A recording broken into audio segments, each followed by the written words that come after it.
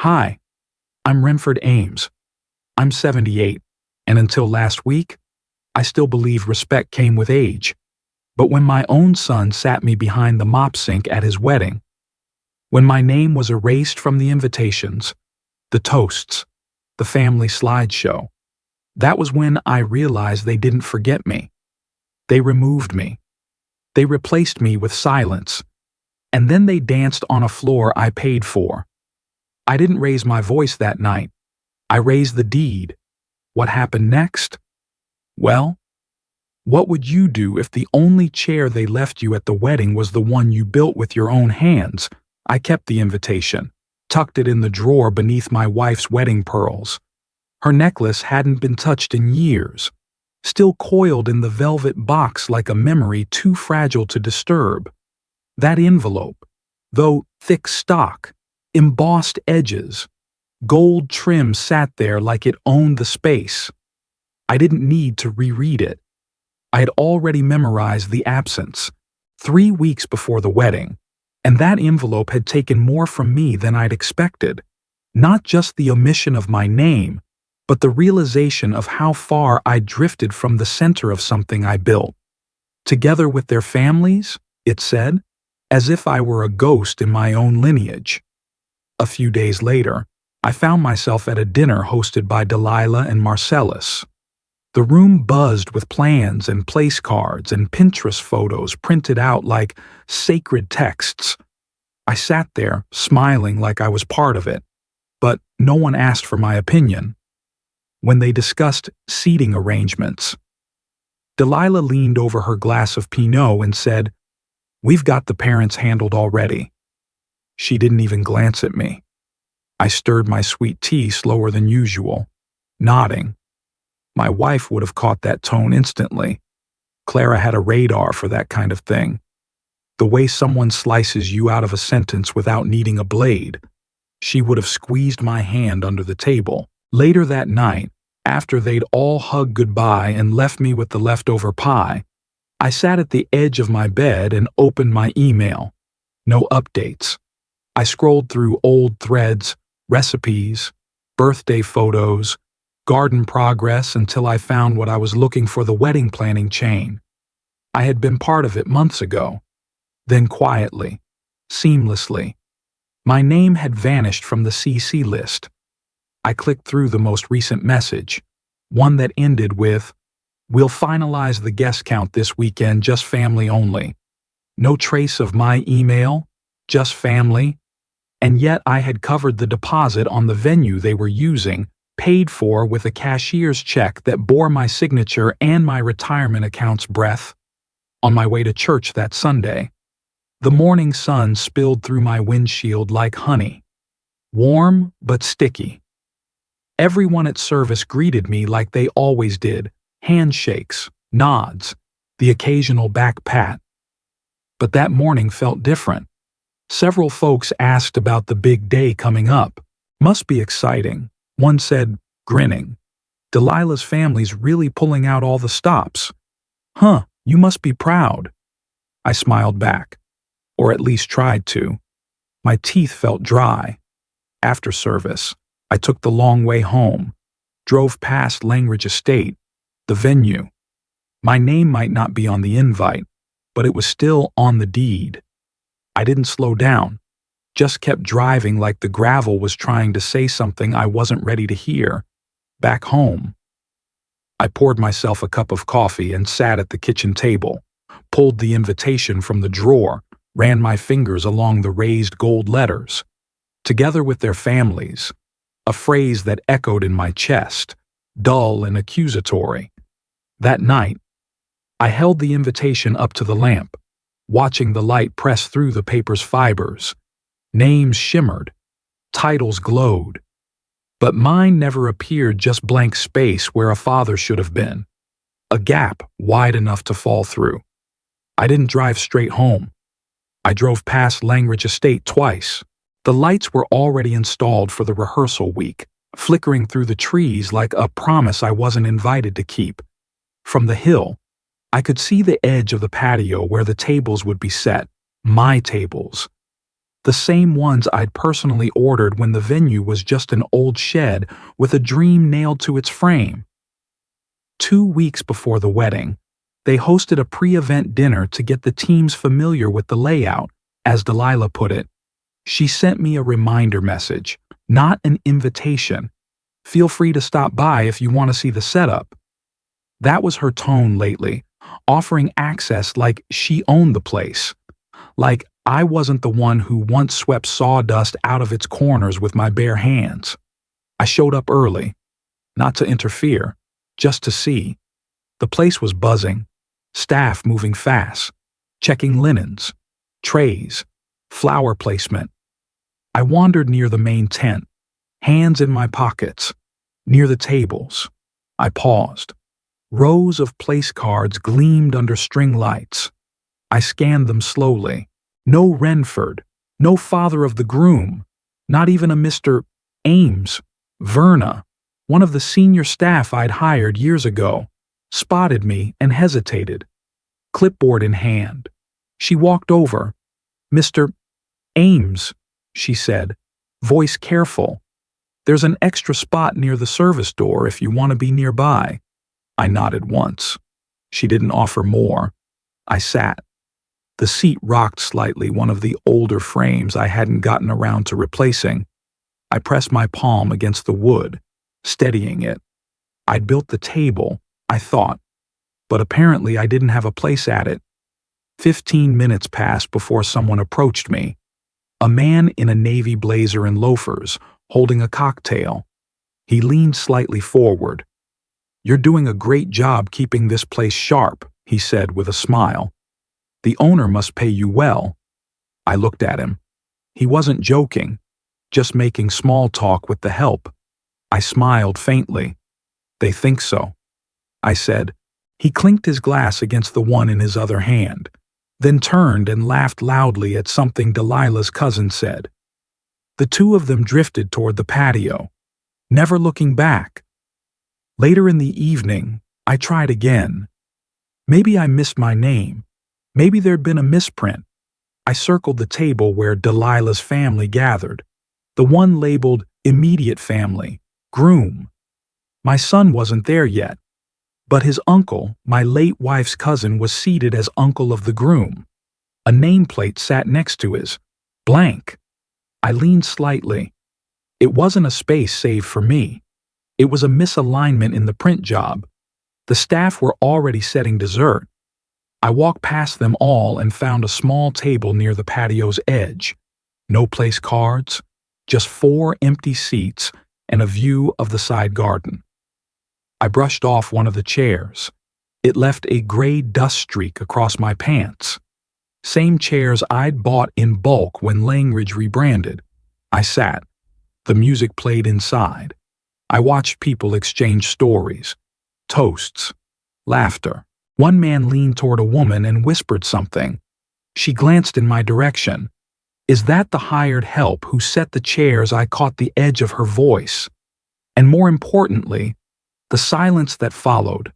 No one corrected her. Not even Marcellus, who sat 2 tables away, chuckling with Delilah's father. Someone joked about old hands clinging to old names. Marcellus laughed. I didn't need to know what part he found funny. The dinner ended, slow and meandering. No one said goodbye to me. I stood, nodded at Verna, and stepped outside. The night air felt thicker than usual, heavy with damp leaves and unspoken things. I pulled out my phone, considered texting my son. Just a simple line. "Do you still want me to come to the wedding?" But I didn't. Instead, I sat on the bench near the side path, the one I'd carved initials into with Clara on a fall afternoon a decade ago. My name was still there. Her hand was still there. The rest, vanishing. Silence is cheaper than confrontation, but sometimes it costs your name. I looked out at the venue lights I paid for, flickering against the dark sky, and wondered if the bulb that burned longest is always the one they unscrew first. The next morning, I woke up still in the rocking chair with a voicemail blinking on my phone. I didn't check it. Not yet. The sun had barely lifted over the trees, casting shadows through the window. Clara used to open first thing, just to let the world in. I sat there with the blanket still draped across my lap, the same one she'd knitted the year she got sick. My back ached, but I didn't move. Eventually, I stood and made my way inside. The house felt bigger than it used to, not because anything had changed, but because fewer voices echoed inside it. I dropped my keys on the counter, undid my tie from the night before, and sank into the armchair across from our old wedding photo. It sat on the mantel next to Clara's urn framed in cherry wood, her smile frozen in time, mine just as crooked then as it is now. My fingers tapped the armrest slowly, rhythmically. I wasn't angry, just emptied. She always told me, if something feels missing, don't fill the silence too fast. Let it speak. So I listened. My mind drifted to that birthday party, the one when Marcellus turned 7. Clara had been running between the cake and the grill, laughing when the candles nearly tipped over. I'd forgotten the plates. She didn't scold me, just looked me square in the eye and said, if they ever forget who packed the cake box, remind them with a plate, not a speech. I'd carried that advice for years. Through PTA meetings, baseball games, graduation, and now this. I never imagined I'd be the one uninvited to the party I helped pay for. I looked down at my hands, still steady, still able. But these days, it felt like I wasn't building anything anymore, just holding together pieces no one else noticed were falling apart. The phone buzzed again. A message from Kaylin. I played it on speaker, not moving an inch. Her voice was low. Just wanted to make sure you heard this. Grandpa. Then came the sound of clinking glasses, a soft toast. Delilah's voice rang clear. To the people who shaped Marcellus, who taught him love, who raised him right. We wouldn't be here without you. She named her mother, her sisters, even her college advisor. She didn't say me. I paused the playback, sat there for a long time.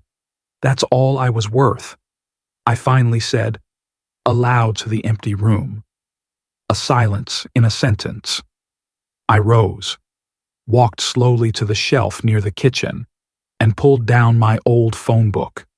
My eyes found Marcellus's name instantly.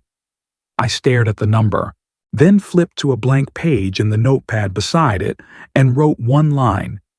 If you forget who built the stairs, don't act shocked when you fall. I folded the note and tucked it on the mantel, just beside Clara's urn. Outside, the wind had picked up. I stepped out, letting the screen door shut softly behind me. The rocking chair sat where I'd left it, its paint chipped at the edges. Clara picked it out years ago at a roadside antique shop.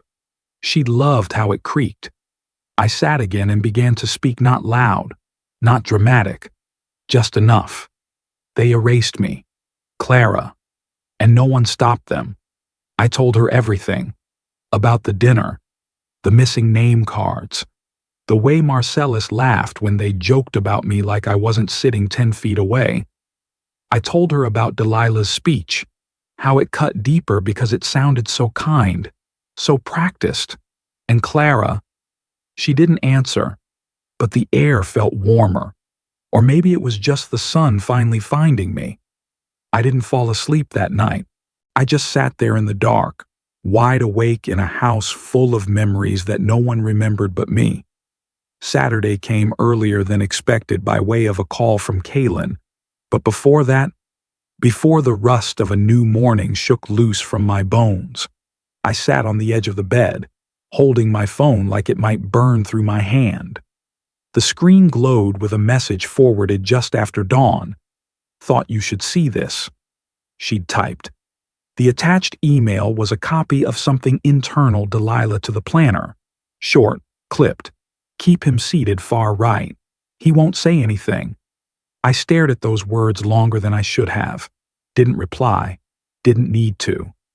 I saved the image like one might press a dried flower between the pages of a book, fragile, damning, and meant to be found later.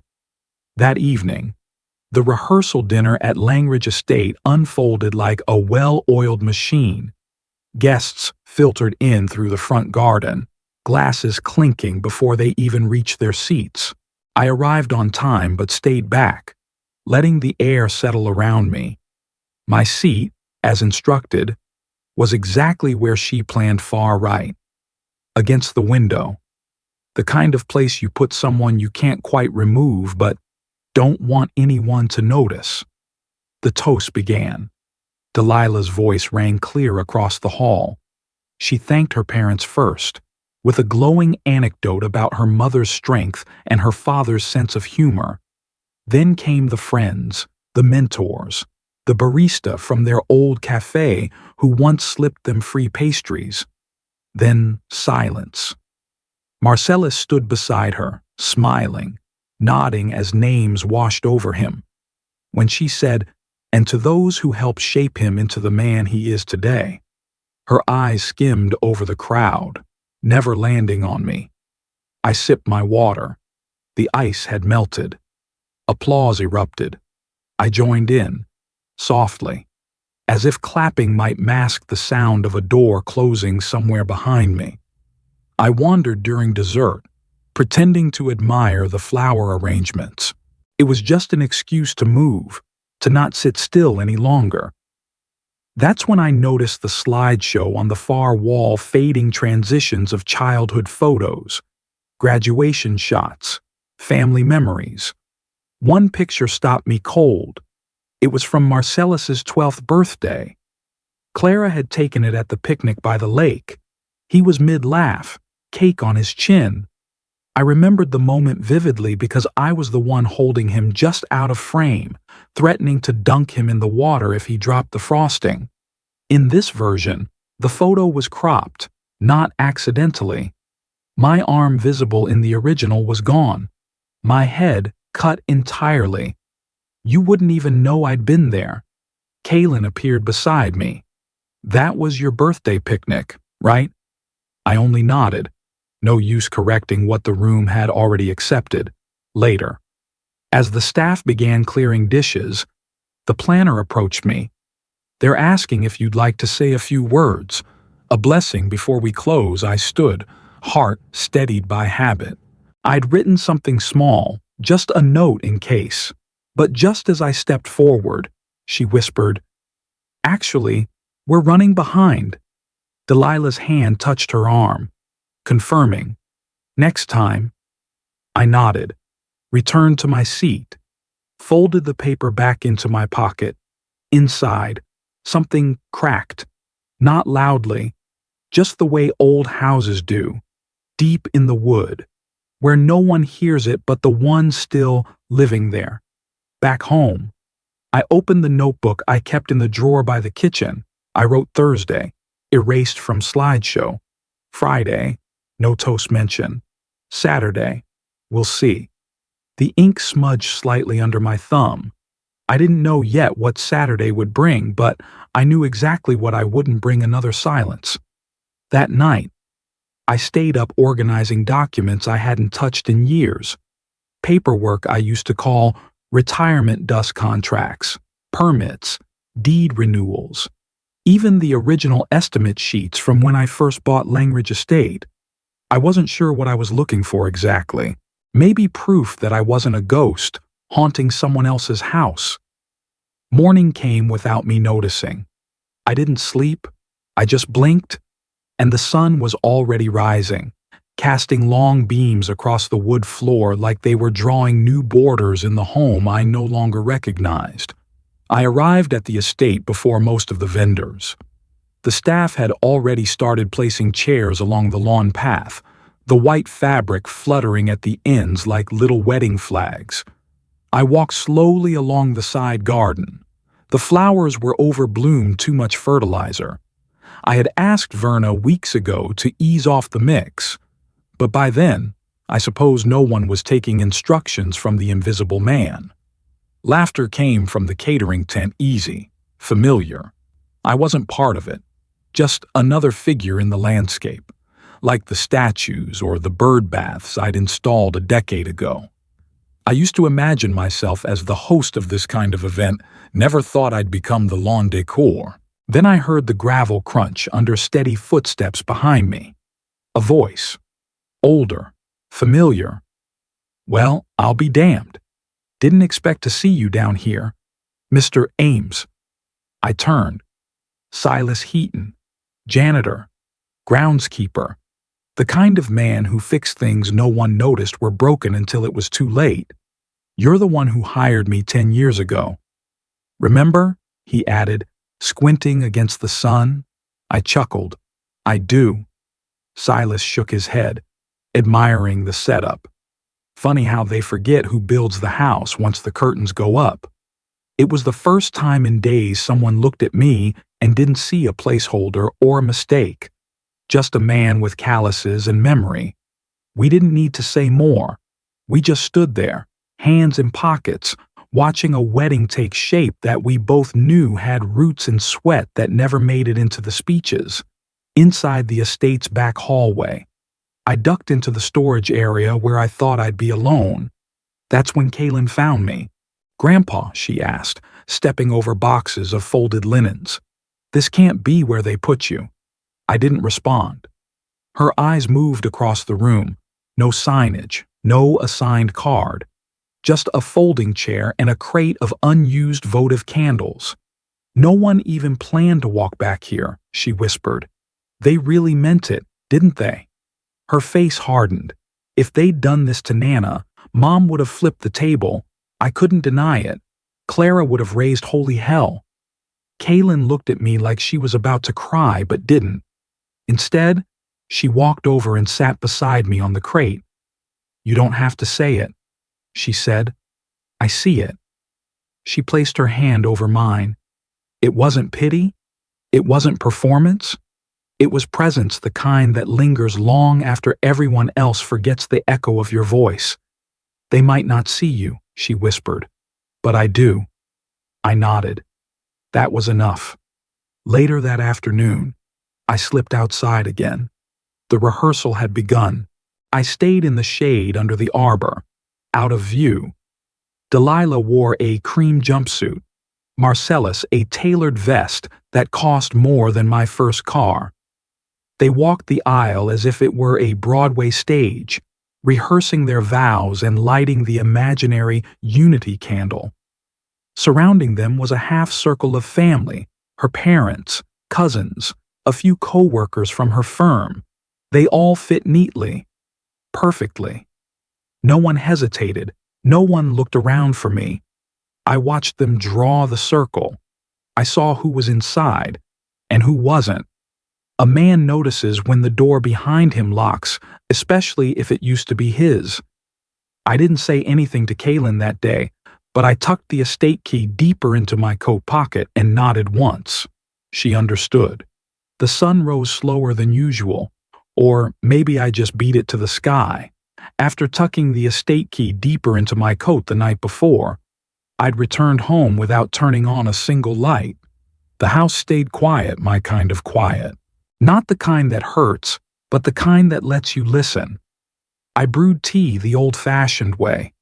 No microwave, just the kettle on the stove, its whistle low and steady.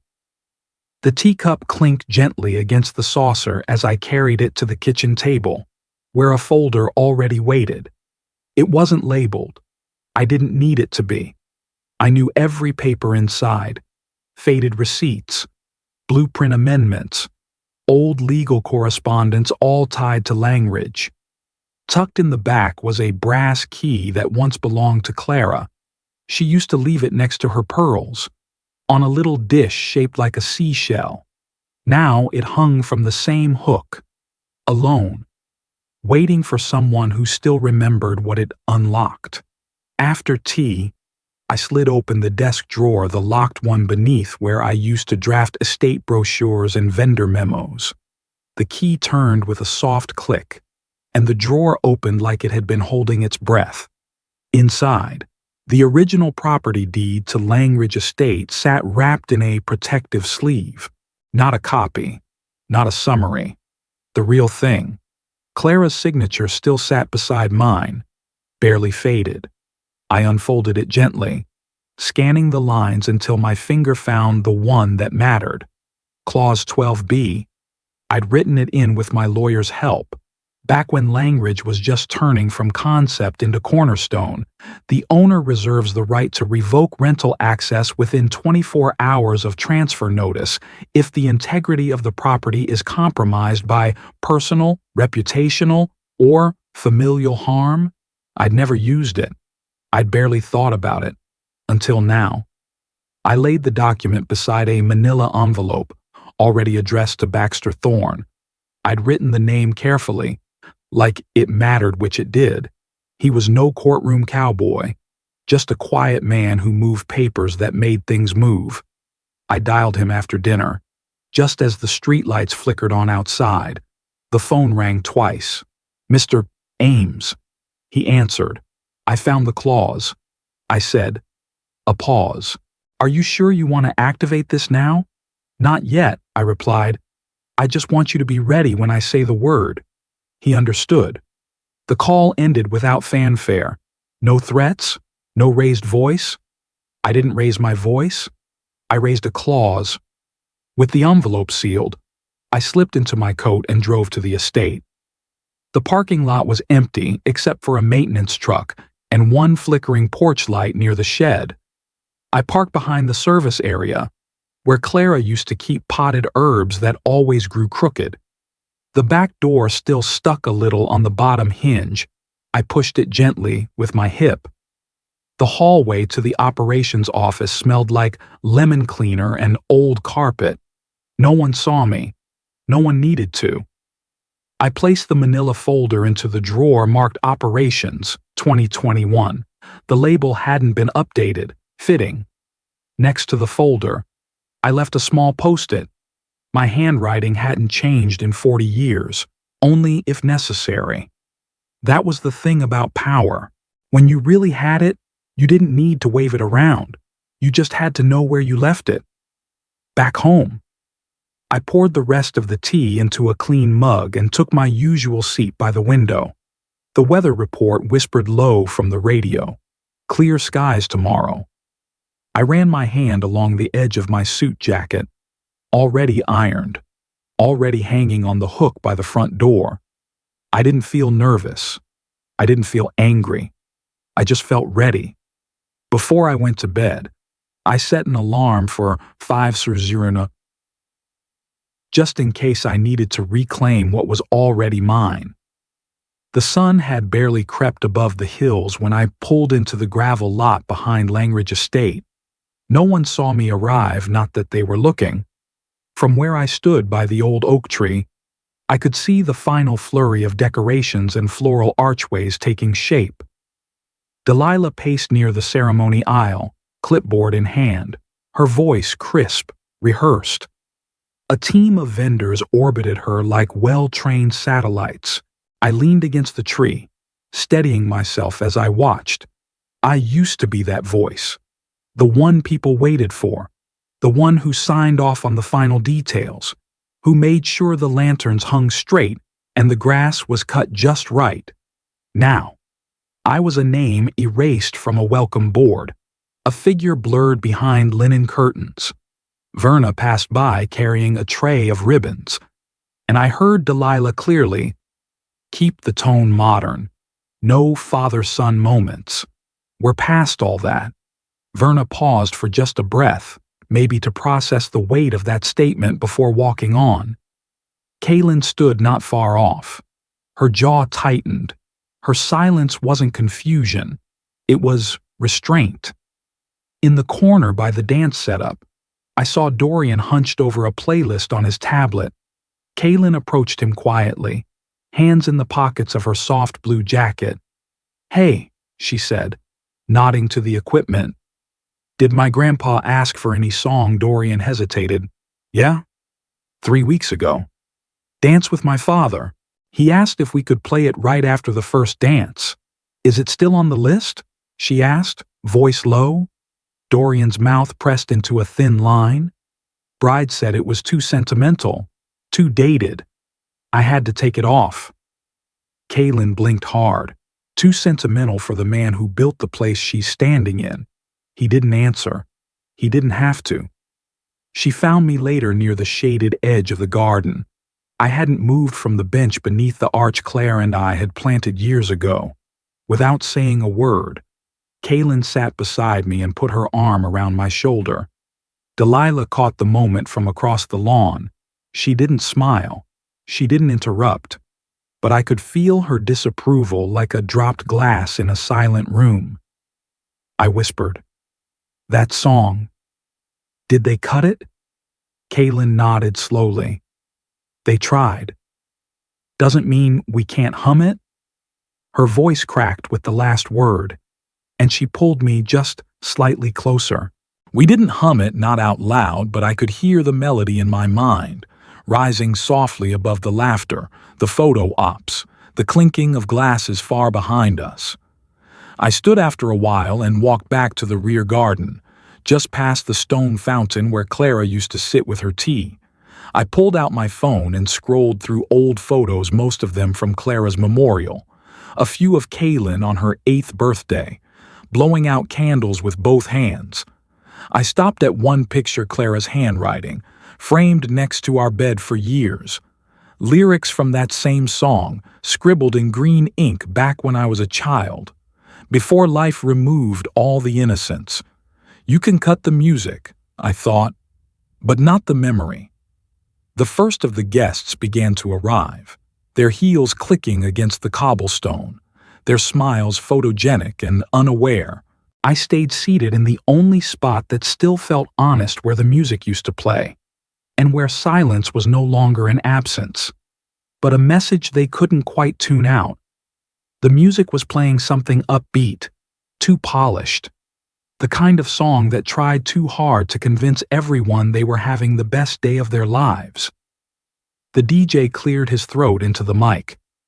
"Ladies and gentlemen, please welcome the bride and groom." Applause rose. Flashbulbs burst. Marcellus and Delilah stepped into the center, bathed in spotlight. Their grins looked as fixed as their posture. But then, a flicker. One of the chandeliers blinked out, then another. The DJ's mic let out a sharp pop before cutting altogether. The music stopped mid-chord, leaving the room hushed. Guests looked around. One whispered, "Did someone trip the wire at the bar?" Verna spoke to a server, then stepped back behind the counter and started unloading bottles into a cart. The bartender called to no one in particular. "Sorry, folks, bar's closed." A guest laughed nervously. "Is this part of the act?" No one answered. From near the dance floor, I saw Kaylin give a small nod. The cue. Staff began folding chairs with silent precision, like a drill they'd rehearsed. Then someone asked, "Why is the coat rack being moved?" A voice responded, low but clear, "Venue change, effective immediately." It was the shift, not loud, not showy, but irreversible. Outside, footsteps stormed the flagstone path. Delilah's voice pierced the calm. "Where is the venue manager? Who the hell authorized this?" She nearly ran into Baxter Thorne, who stood near the side garden holding a folder. "Per Clause 12B, he said without flinching, "the ownership has changed. This event is no longer authorized under the prior agreement." Marcellus appeared next, tie loose, hair disheveled. "What's going on?" Before Baxter could answer, I stepped out from behind the trellis. "You sat me behind the mop sink," I said evenly. "I just turned off the power to the fantasy." Delilah's face flushed, but no words came. I walked past them toward the main hall. Behind me, Baxter closed the folder. "We advise guests begin vacating the property within the hour." Inside, the illusion collapsed. Guests pulled out their phones, some recording, some just frozen. The DJ looked around, shrugged, and unplugged his system. Servers vanished into side doors, leaving half-filled glasses and forgotten napkins. Delilah shouted, "You can't do this." Marcellus looked at me silent. For once, he didn't defend her. At the edge of the room, Kaylin found me. She grinned. "That's how you bring a house down." I shook my head. "No," I said. "That's how you reclaim the deed." And then I stepped outside, into the same light they thought they owned. They built a dream in my name, then crossed it out. I didn't raise my voice, I raised the title. The night had turned cold faster than the guests could retreat. I remained seated by the rose bushes behind Langridge, my coat still buttoned at the top, my breath visible in the low garden lights. Chairs scraped concrete like slow, dragging regrets. Scattered voices murmured among the hedges. And a child, somewhere behind the catering tent, was crying too young to understand anything but loud silence. I didn't move. I didn't speak. I just listened to the unraveling of their perfect night, thread by invisible thread. You know you've hit the nerve when no one speaks your name, I thought, watching silhouettes vanish into cars and fading conversations. That was the echo I'd left behind, a silence they could not explain. From the far end of the path, I heard slow footsteps crunching gravel. I didn't need to look to know who it was. Marcellus always dragged his left foot just slightly, a remnant of high school football he still blamed for his back pains. He stood 5 feet from me, disheveled, tie loosened, hair a mess. "Dad, what just happened?" he asked. "What didn't happen, son?" I said, my eyes still fixed on the trimmed roses. "You didn't look. You didn't ask. I thought Delilah handled the seating," he muttered, scratching his neck. "No," I said, standing slowly. "She arranged the stage. You gave it permission." He stared blankly. I sat behind the mop sink. I added, "And you didn't blink." I didn't mean, you saw me," I said, voice low. "And you left me." There was no reply, just the sound of a man realizing the depth of his omissions. A shuffle beside me, and Kaylin was there. She didn't interrupt. Instead, she handed me her phone. The screen played a clip, Morgan's voice narrating a moment from earlier. Delilah's laugh, loud and clipped, followed by, "If he wanted respect, he should have stayed in the '80s.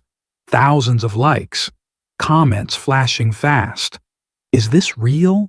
It's everywhere." The caption. "When the bride insults the groom's dad on his own property, karma arrives in a manila folder." I didn't speak, just watched. Then saved the video. Not for revenge, for record, for memory. Out front, voices clashed in staccato. It was a venue error. Delilah's voice cracked as she faced the remaining crowd. Morgan raised her phone. "You said it on camera. The internet saw it." The crowd didn't cheer. They didn't boo. They just backed away, one slow, deliberate step at a time. Marcellus turned toward her. He didn't defend. He didn't touch her. Kaylin leaned toward me, whispering, "You didn't need to speak. They screamed for you." I gave no reaction. I didn't need one. The scales were already tilting. Eventually, I moved toward the front gate of Langridge. The metal latch clicked as I opened it, the sound clear and unapologetic. They'll remember this wedding, I thought, but not for the flowers. I didn't feel victory, just stillness, just settled weight in my spine that hadn't been there in years. Delilah's cry cut through the night behind me, shaky, alone. I didn't turn around. For the first time, she had to sit where I had. The morning after the wedding, I woke before the sun. The house felt like it was holding its breath. The floorboards didn't creak. Even the birds outside kept their song. On the carpet near my bedroom door, a single envelope lay unmarked, folded just once, crisp. I bent slowly, picked it up, and read, You did what we all wanted to. That was it. No name, no signature, just a sentence. Weightless and heavy all at once. I didn't feel proud. I didn't even feel right. It was more like a slow warmth in the chest, the kind that doesn't demand applause. I stood at the kitchen sink, held the letter to the morning light, and then set it beside the teapot. No frame yet. Not until I knew what kind of morning this really was. Kaylin picked me up just past 8. She didn't say much, just handed me coffee and nodded toward the passenger seat. We ended up at a small cafe downtown place with chipped mugs and fresh scones. We sat by the window, the city still shaking sleep from its shoulders. She slid her phone across the table. "You've been on 6 platforms overnight," she said. "But it's not you that's viral. It's what you did." One clip showed Delilah's words. Another showed the lights dimming mid-reception. But the comments, those were the fire. He didn't ruin anything. He revealed everything. That's not revenge. That's justice in loafers. "You didn't go viral," Kaylin said again. Softer now. "Your dignity did." I stirred my coffee slowly. It had been years since anything I did was called dignified. I took a sip and watched the steam rise, unsure whether to laugh or cry. Marcellus walked in just after noon. His face looked like someone who hadn't slept not in a bed. At least, he paused near the counter, unsure if he should sit or just turn around. Eventually, he pulled out the chair across from me. No hug, no handshake. "You took everything," he said. My jaw tensed, but I didn't blink. "No," I replied. "I reclaimed what you gave away." His eyes darted, searching for footing. Then, slowly, he reached into his jacket and pulled out a sealed envelope. "It's the revised copy," he said, "of the will." He didn't open it. He just laid it on the table like an overdue assignment. I didn't touch it either. The table between us had more than wood. It had years of silence stacked like unpaid tabs. I leaned back and finally said, "Kaylin didn't just stand beside me. She saw me. You walked past me in your own wedding." His mouth opened, then shut. I didn't need him to say it. I needed him to feel it. "You didn't have to agree with me. You just had to notice." His shoulders dropped. "She said the planning got messy, that the venue handled seating." I shook my head. "You saw where I sat." He looked away, blinking fast. "I didn't mean I raised a hand gently. I don't need your apology. I needed the truth. And now I have it." He nodded. For the first time in days, maybe months, it felt like a curtain had been pulled back. Not on him, but between us. When I returned home that evening, the sun was starting to dip behind the mountains. I went to the hallway and took the letter, the anonymous one, and framed it. Underneath it, I placed the deed to Langridge Estate, and beside them both, a photo of Clara. She looked like she always did in that picture, half smiling, eyes knowing. I sat down on the couch and exhaled. The house didn't feel empty anymore, just full of truth, finally spoken. The lamps flickered on as the sky turned slate blue. I whispered to no one. The lights they cut are back on, but not for them. For me. That night, I didn't need the world to clap for me just to stop pretending I never built the stage they danced on. The wooden doors of the church let out a groan as I stepped through them that Sunday morning. Sunlight streamed through the stained glass windows, scattering blues and reds across the pews.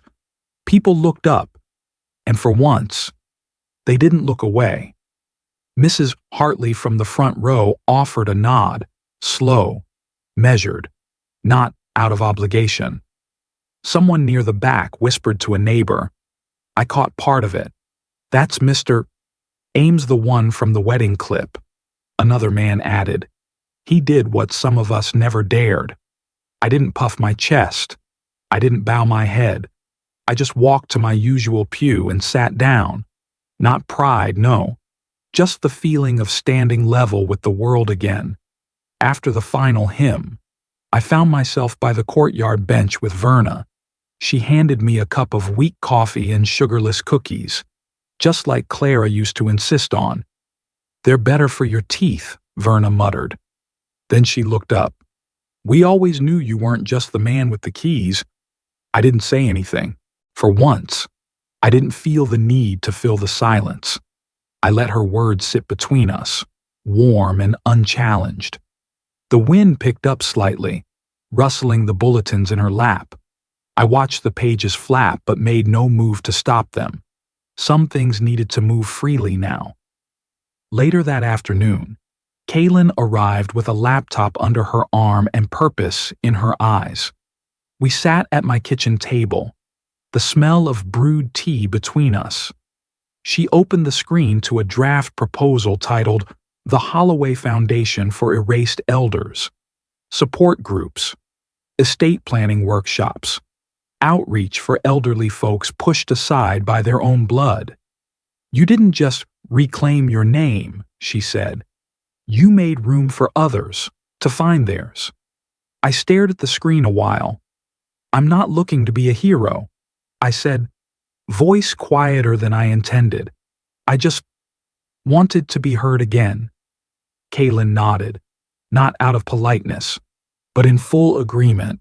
Her hand rested briefly on mine, grounding me to this moment of possibility. As dusk bled into the edges of the day, I heard the front gate creak. Marcellus stood there, hands in his pockets, no fanfare.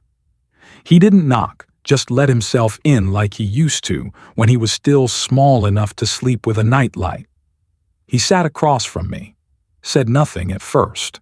Then, "I don't know who I became, letting them do that to you." I didn't offer him comfort. He wasn't asking for it. "Someone who still has time to become someone else," I replied. He nodded once, eyes rimmed red, not from grief, but from realizing the mirror had finally cleared. I didn't demand an apology. I just let him sit there, beside me, learning to be a son again.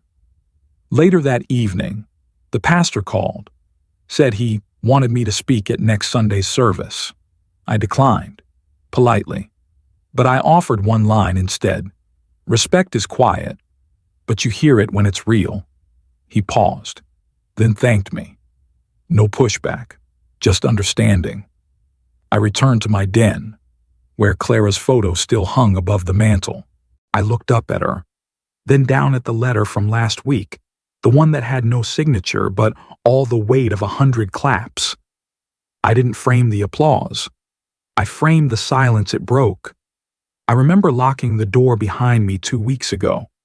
Today, I close the drawer on the final ownership records and tuck away the stamped envelopes Kaylin labeled Langridge Estate Trust.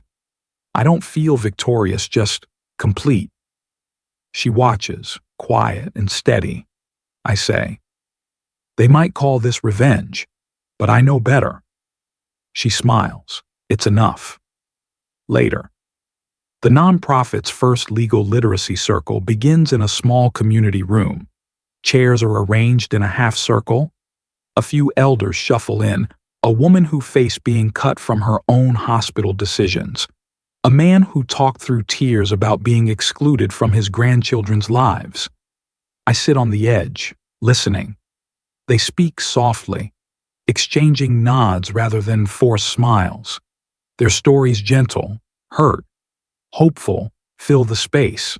I don't speak, but they look at me with understanding. In that silence, I become their anchor. At home that afternoon, a letter arrives in my mailbox. No envelope flourish, just Marcellus's handwriting. I open it on the kitchen counter. His words, "Dad. I'm sorry I stood aside. I hope when I get old, I remember what you protected better than I defended it. No apology demanded. No accusation passed back.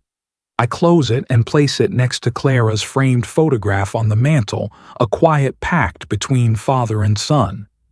By evening, I walk through the bench garden at Langridge. The new plaque shines to those who built quietly. May they never be erased again. No crowds, no speeches. I sit on the stone bench, letting the evening breeze carry away remnants of tension. This place is different now. It breathes with kindness and memory. Sunday, at church. The congregation gathers under stained glass morning light. Kaylin stands at the front, speaking softly about legacy not in grand words, but in daily acts of respect and remembrance. I sit in the back pew. When she finishes, the audience rises in unison. Not for me, but for what we've created together.